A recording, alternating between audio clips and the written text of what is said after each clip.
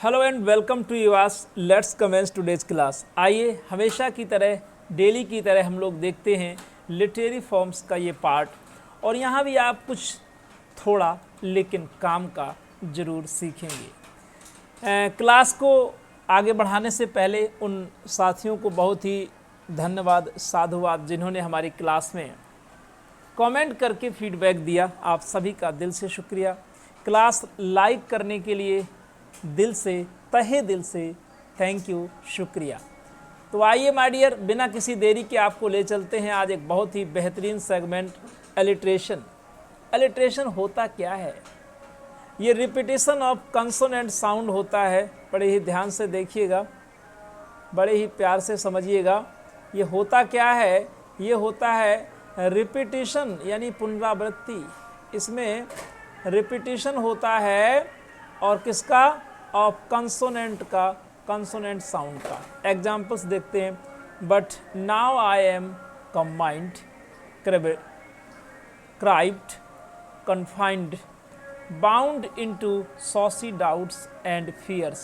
ये शेक्सपियर की लाइन देखेंगे ध्यान से। बट नाउ आई एम, यहाँ पर आप देखेंगे बाइन, क्राइब्ड, फाइंड। तो आप देख पा रहे हैं कि यहाँ पर जो कंसोनेंट साउंड है उसका रिपीटिशन हो रहा है इन वर्ड्स में। डनकन इज, नेक्स्ट एग्जाम्पल देखेंगे। Duncan is in his grave and lives fitful fear. यहाँ पर माय डियर आप ध्यान से देख पा रहे हैं, जैसे कि ऊपर के एग्जाम्पल में आपने देखा यहाँ पर सी, सी और सी ये आपके कंसोनेंट हैं और इनका रिपीटिशन हो रहा है। इसी तरीके से यहाँ देखें दूसरे एग्जाम्पल में, Duncan is in his grave after life's fitful fear. आप अंडरलाइन करेंगे कि कहाँ पर एलिट्रेशन यानी अनुप्रास है। Fitful fear, F F, fitful fear, यहाँ पर भी कंसोनेंट का रिपीटिशन हो रहा है। He sleeps well. और आज का जो क्वेश्चन आपके लिए है वो यही है कि ये लाइन किसने बोली है, शेक्सपियर के किस प्ले की है, ये तो आपको समझ में आ ही गई, लेकिन ये लाइन बोली किसने है? When I was 1 and 20, when I was 1 and 20, A.E.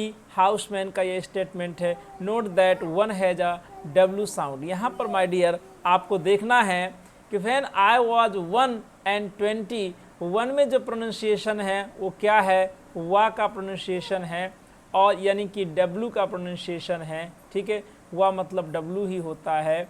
और यहाँ पर वाज में क्या है? वाज का जो प्रोनाउंसिएशन है वो भी वा का प्रोनाउंसिएशन है। आइए नेक्स्ट पॉइंट की ओर चलते हैं। आई सेंट दी लेट इन रोजी रेथ। आप बड़े प्यार से देखो कि जो रोजी वर्ड है तो यहाँ पर भी कंसोनेंट रा आ रहा है और रैथ में भी रा आ रहा है। W क्योंकि साइलेंट है। बेन जॉनसन ने note that W has an R sound. यहाँ WR का प्रोनाउंसिएशन R है। और अब हमारा नेक्स्ट जो लिटरेरी टर्म है वो क्या है? बड़े ध्यान से देखेंगे, बड़े ही मनोयोग से समझेंगे। अल्यूजन। क्या है जी? अल्यूजन। इस टर्म को समझिए। Reference to a historical event और टू अ मिथिकल और लिटरेरी फिगर। अल्यूजन एक्चुअल में जो फिगरेटिव मीनिंग है वो है किसी ऐसी चीज़ का रेफरेंस देना जो ऐतिहासिक घटना से संबंधित हो अथवा पौराणिक घटना से संबंधित हो। जब हम उसका रेफरेंस देते हैं तो वो अल्यूजन कहलाता है। आइए देखते हैं examples. Sir Lancelot fought with Herculean strength. अब यहाँ पर जो हरकुलियन शब्द दिया गया ये क्या है? ये माइथोलॉजिकल एक हीरो हुआ है हरकुलियस, उसका रेफरेंस दिया गया जो कि बड़ा ही शक्तिशाली था। I have met my Waterloo. बड़े गौर से देखिएगा इसमें अल्यूजन कैसे है। आपने कह दिया कि I have met my Waterloo. अब ये वाटरलू क्या है? ये कहाँ से रिलेटेड है? The mountain climber said after returning from a failed attempt to conquer Everest. एक माउंटेन क्लाइंबर था और पर्वतारोही उसने एक असफल प्रयास किया। कहाँ के लिए?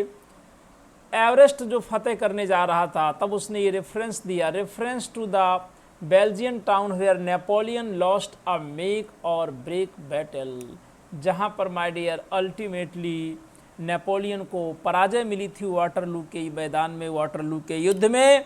तो वाटरलू का मतलब है अल्टीमेट डिफीट। नेक्स्ट पॉइंट देखेंगे, third number, since my elementary school days math has always been my Achilles heel. Achilles heel का मतलब क्या है? ये वीक पॉइंट होता है, reference to the weak spot of Achilles the greatest warrior to fight in the Trojan war. Trojan war में लड़ने वाला एक सबसे महान योद्धा था जिसका एक हील कमज़ोर था, यानी कि एक्किलीज हील का मतलब है वीक पॉइंट।